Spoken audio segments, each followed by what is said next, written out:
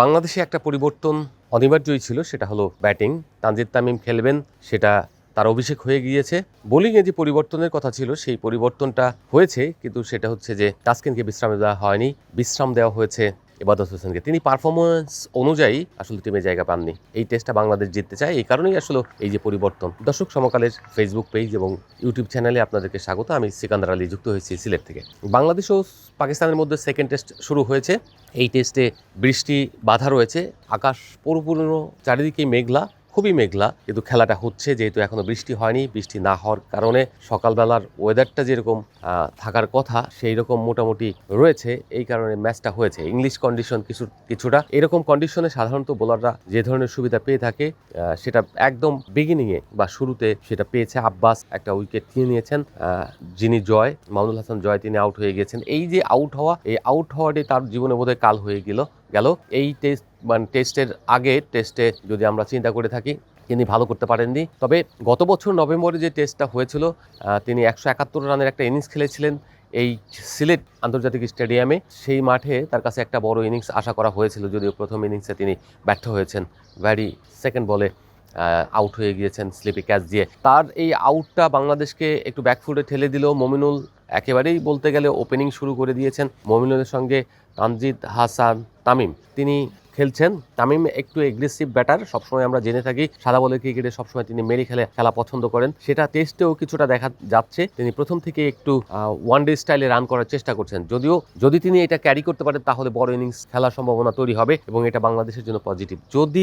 যদি তিনি মনে করেন যে এইভাবেই সারা জীবন টেস্ট ক্রিকেটটা খেলতে দেন, তাহলে তার ব্যর্থতার রেশিওটাও কিন্তু ভাবতে হবে এখন থেকে। এই জায়গাগুলোকে যেহেতু অভিষেক হয়েই গিয়েছে 3 ফরম্যাটের ক্রিকেটে এখন তিনি, সেই ক্ষেত্রে বিসিবি টিম ম্যানেজমেন্ট যারা রয়েছে জাতীয় দলের, তাদের প্রত্যেকেরই উচিত হবে যে এই প্লেয়ারটাকে সুন্দরভাবে গাইড করে কিভাবে টেস্টে স্ট্যাবেল করা যায় সেই চিন্তা করা এবং সেভাবে তাকে পরিচালনা করা। সবচেয়ে বড় যে বিষয়টা হচ্ছে যে আজকের এই যে শুরু হয় যে টেস্ট, এই টেস্টে বাংলাদেশ ভালো ক্রিকেট খেলবে মুশফিকুর রহিম বলেছেন, এবং কারণ তাদের মেন্টালি একটু আপ রয়েছে পাকিস্তানের চেয়ে। পাকিস্তান বেশি আক্রমণাত্মক হওয়ার চেষ্টা করবে, তাদের জয়ের জন্য যে কোনো মূল্যে তারা চেষ্টা করবে যে বাংলাদেশকে বান্ডেল আউট করতে। শুধু তাই না, যত দ্রুত পারে এবং যতভাবে ইরিটেট করা যায় সেগুলো তারা করবে। বিশেষ করে যদি সেট ব্যাটার যারা থাকবেন, মমিনুল হক এবং নাজমুল হোসেন শান্ত যখন নামবেন, তাদেরকে বেশি একটু পিঞ্চ করার চেষ্টা করবে। এই জায়গা থেকে তারা যেহেতু প্রফেশনাল এবং তারা অনেক দিন ধরেই ক্রিকেট খেলছেন এবং তাদের এই অভিজ্ঞতাগুলো তারা রানিংয়ে দিয়ে তারাও চেষ্টা করবেন পাকিস্তানের বোলারদের ব্যর্থ করতে। এখন একটু বাতাস বইছে, একই সঙ্গে ক্লাউডি। বাতাস হওয়া মানে হচ্ছে মেঘগুলো সরে যাবে, মেঘ সরে যাওয়া মানে হচ্ছে যে আপনি খেলবেন। লাইট জ্বালিয়ে দেওয়া হয়েছে, এতই নিকষ অন্ধকার যে আলো অভাবে হয়তো আম্পায়ার বলতে পারে যে আজকে এখন কিছুটা সময় হয়তো খেলা যাবে না, কিন্তু যেহেতু ব্যাটাররা কোনো অভিযোগ বা অনুযোগ করেনি, সেক্ষেত্রে খেলাটা চালিয়ে যাওয়া সম্ভব। এখানে যেটা হলো যে এই টেস্টের অপরিবর্তিত রাখার সুযোগ হয়নি কেন, আগে একটা সাধারণত একটা সাকসেসফুল টেস্টের পরে একাদশে পরিবর্তন হয় না, কিন্তু এবার সেই পরিবর্তন হলো। যেহেতু সাদমানের বুকে বল লেগেছিল, তার খেলার সম্ভাবনা ছিল না, তিনি ইনজুর্ড হয়ে চলে গিয়েছেন টিম থেকে।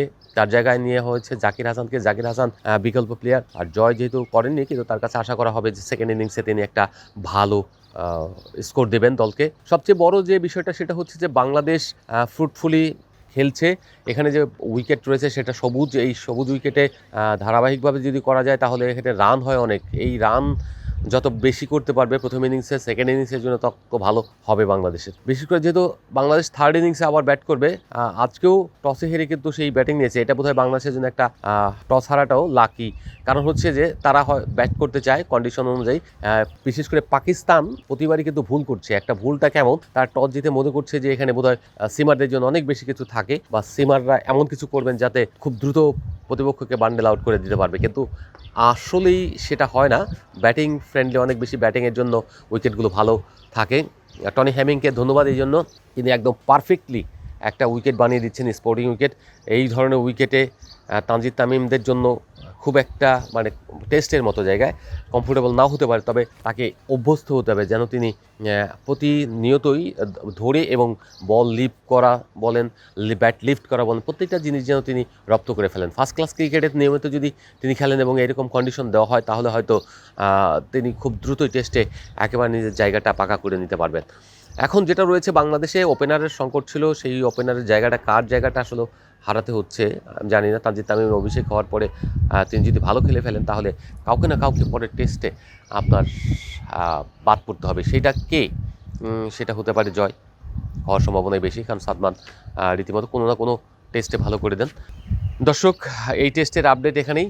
পরবর্তী যেসব আপডেট থাকবে সেই আপডেট নিয়ে দিনের শেষে আমরা আপনাদের সঙ্গে যুক্ত হব।